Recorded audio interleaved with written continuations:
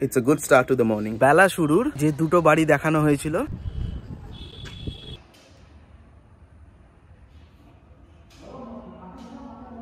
গ্রাম ছাড়া এই রাঙামাটির পথ। কবিগুরুর এই গানটির সাথে অবগত নন এমন বাঙালি হয়তো কেউ নেই। জানতে পারলাম আজ যে এই যে এখানে আজকে পাকা রাস্তা তৈরি হয়েছে, এক সময় ছিল লাল মাটির রাস্তা, আর এই রাস্তা দিয়ে যাতায়াতের সময়তেই গুরুদেব এই গানটি নাকি বেঁধেছিলেন। আজকের দিনটা শুরু হলো কচুরি আলুর তরকারি আর আলুর পরোটা দিয়ে ব্রেকফাস্ট সেরে।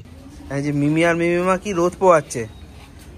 অনেকদিন পর কড়া রোদ উঠেছে, এবার রোদ পোয়াচ্ছে। আজকে 23শে জানুয়ারি, আমাদের এই ট্রিপের শেষ দিন। আজকে আমরা যাব বিশ্বভারতী ঘুরতে, তাই সোনাঝুরির হাটকে এবারের মতন বিদায় জানিয়ে বেরিয়ে পড়লাম।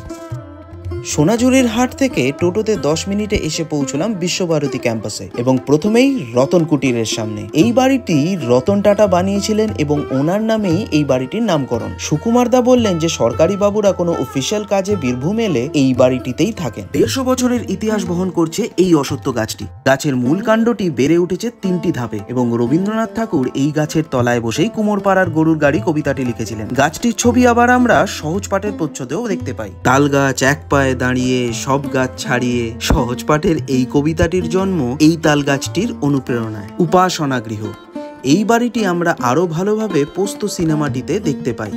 প্রত্যেক রবিবার সকালে সাদা পরিধানে এখানে প্রার্থনা করা হয়।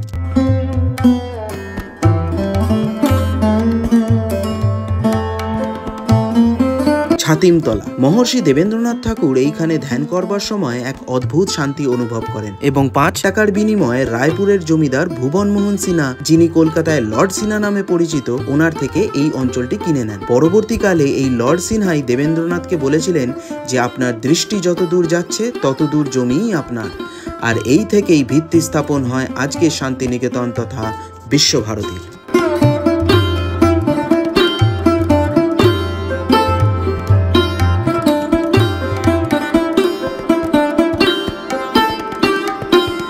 বিখ্যাত শিল্পী নন্দলাল বসু দ্বারা কৃত 2টি স্থাপত্য, ডাকঘর ও একটি সাঁওতাল পরিবার।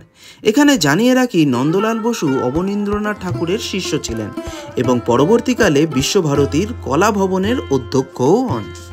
এটি বিশ্বভারতীতে নন্দলাল বসুর বাসভবন।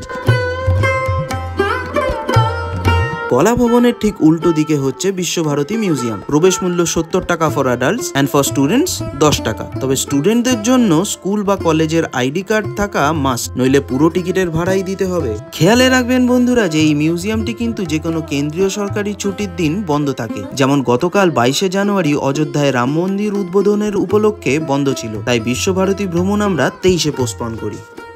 মিউজিয়ামটিতে ফটোগ্রাফি ইজ স্ট্রিক্টলি প্রহিবিটেড এবং জুতোটি বাইরে খুলে ভেতরে ঢুকতে হয়।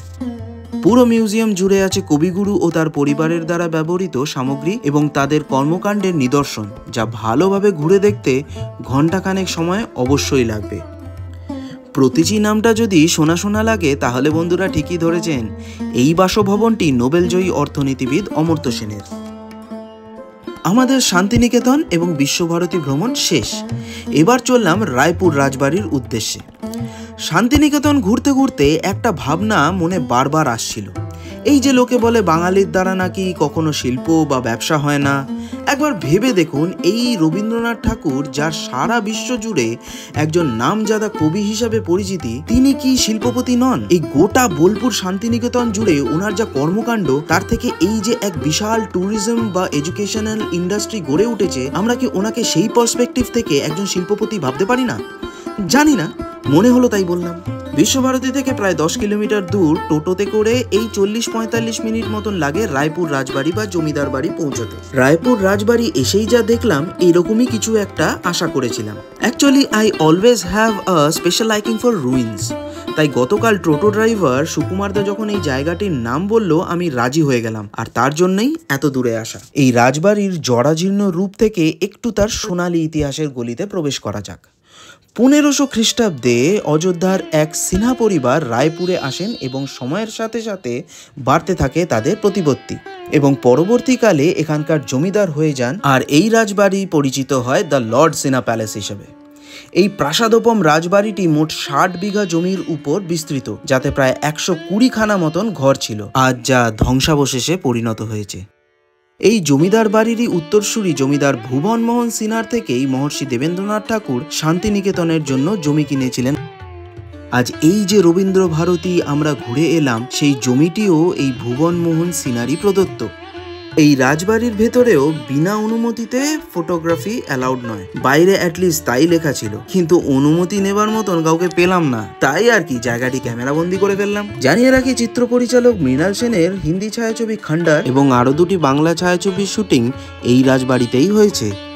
একটা ব্যাপার জানিয়ে দিই বন্ধুরা, এই যে আমরা 2 দিন টোটো চেপে ঘুরছি, তাতে আমাদের মোট 2100 টাকা খরচ হলো। আমাদের খরচাটা একটু বেশি হলো কারণ 22শে জানুয়ারি রবীন্দ্র মিউজিয়ামটি বন্ধ থাকায় আমাদের একই রাস্তায় দুবার করে যাতায়াত করতে হয়েছে। আপনারা ঘুরতে এলে আমাদের এই পুরো 2 দিনের ঘোরাটা একদিনেই হয়ে যাবে, সেক্ষেত্রে 1200 থেকে 1500 টাকা মতন খরচ হতে পারে।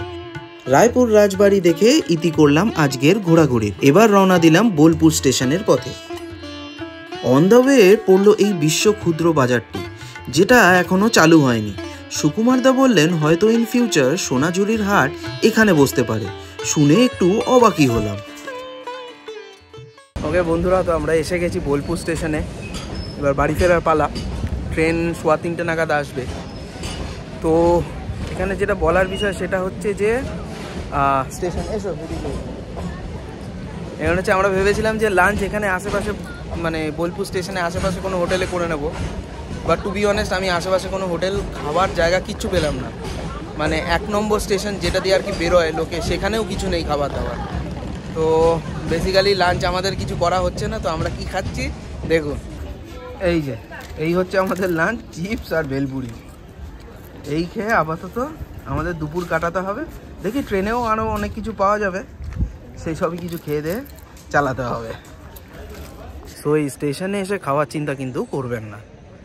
মা তারা এক্সপ্রেস ঠিক সময় এসে পৌঁছলো প্ল্যাটফর্মে, এবং এটাই হলো আমাদের 2023-24 উইন্টার আউটিং সিরিজের শেষ ট্রেন যাত্রা।